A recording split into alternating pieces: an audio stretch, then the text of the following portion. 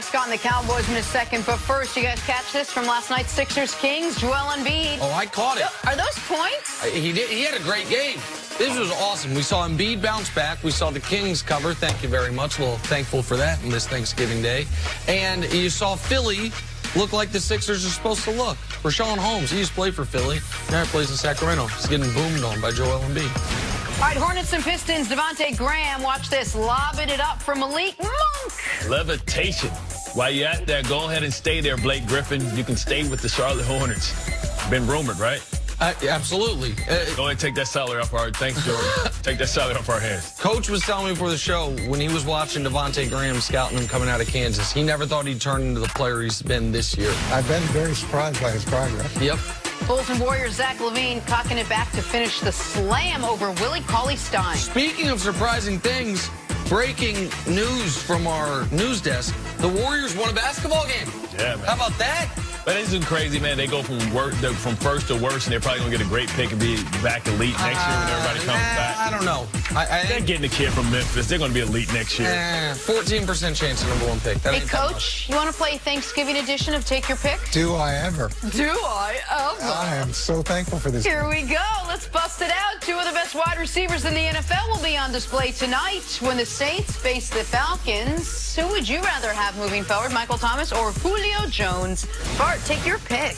Give me Michael Thomas. Okay. I just think right now he's the #1 receiver in the game right now, consistent over 100 yards already. He'll finish well over 14. Julio had his time. I think he's going to start descending. I think Michael Thomas is still ascending. I would go with Michael Thomas, too. And the main reason is catch percentage. He's about an 80% catch percentage guy, where Julio's in the high 60s.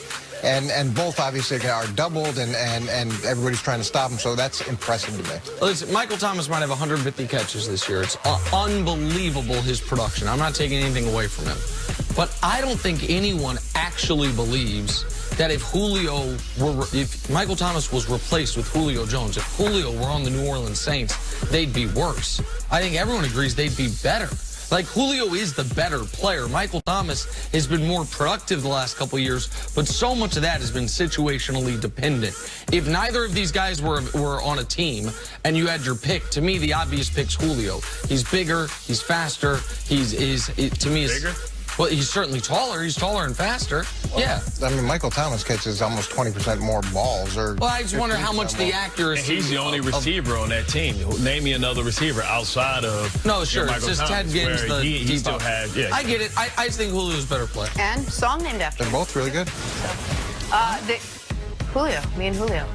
The Cowboys face a tough test today when they host the Bills. Coach is laughing, so that must be an old person joke. It's a pretty random reference.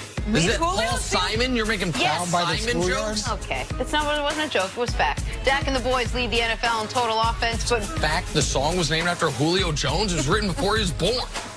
Maybe he was named after. My God. Buffalo is third in total defense, so who's got the edge today? The Bills D or the Cowboys O? Bart, take your pick. I'm going to take the Bills' defense. I think they're leading the inside, and I like Tre'Davious White maybe stopping Cooper, but I believe Cooper averages over 100 more yards at home, so maybe I'm wrong. Maybe I'm wrong. Wait, but the Tre'Davious White thing's important. After you saw what Stephon Gilmore did, Tre'Davious White might be the second best corner in football after Stephon Gilmore.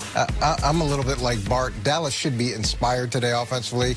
Dallas should have an incredible game offensively off of what they did last week, but the Bills' defense to me is tough. It's gritty, and I like that grit and the way that they've been playing. And Dallas should do well, but I like the grit. Everyone's a little uneasy about this football game. I said earlier, how can you not be? Right. I think the Bills can, and I think the Bills will win this game. Despite that, I'm going to say the Cowboys' offense for this specific reason. You heard Jerry Jones say a lot of things this week. One of them was about Dak, one was about Jerry Jones, one that went under the radar was about Zeke.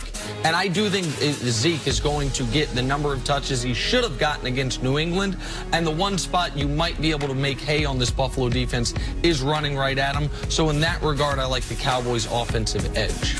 All right, all of the Thanksgiving action starts with Chicago taking on Detroit. It's on Fox. Mitchell, Trubisky, Khalil Mack, and the Bears facing a very depleted Lions squad. So who wins this NFC North showdown? Bart, take your pick. I'm conditioned just to eating turkey on Thanksgiving in Detroit and watching the Lions lose. And Barry Sanders, no matter who the running back is, they start off fast and it just ends bad and the pie is horrible. By the time dessert comes, I'm ready to go to bed. So you got So the you Bears. have the Bears. I don't have that angry hometown experience.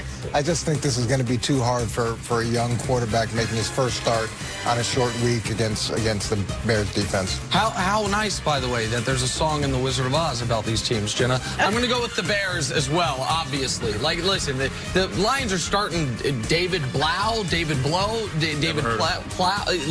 I know that he went to Purdue. I know he had a great game against Ohio State, but come on now.